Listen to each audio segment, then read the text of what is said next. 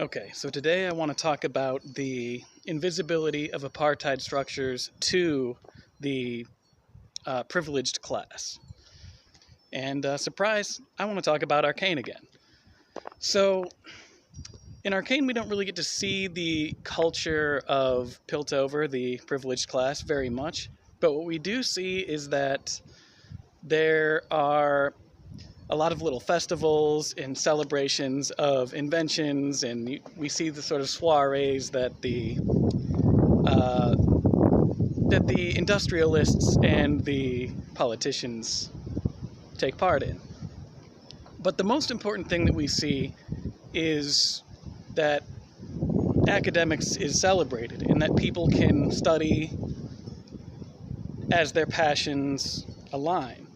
And when we contrast that with what's happening across the river in Zon, we see that everybody in Zon is really fighting for their survival. They don't really know if they can scrape together enough to eat. You have the different crime bosses doing their thing. And so in Piltover, when we see that the life of the average person is something that can pursue their passions, whereas on the other side of the river, people can't really do that because there's an urgent need to prioritize their survival.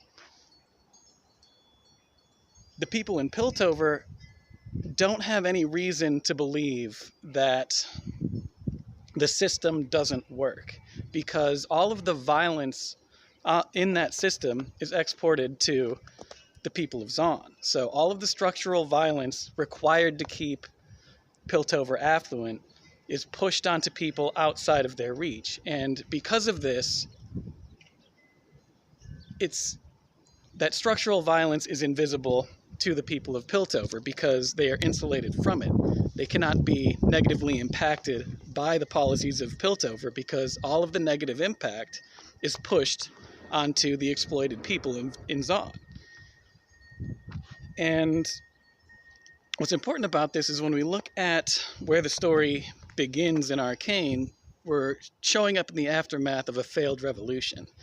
We can understand that the purpose of that revolution was a counterviolent one. It was one that was intended to reduce the violence of the class apartheid structure because the structural violence sustained by it is incredibly brutal.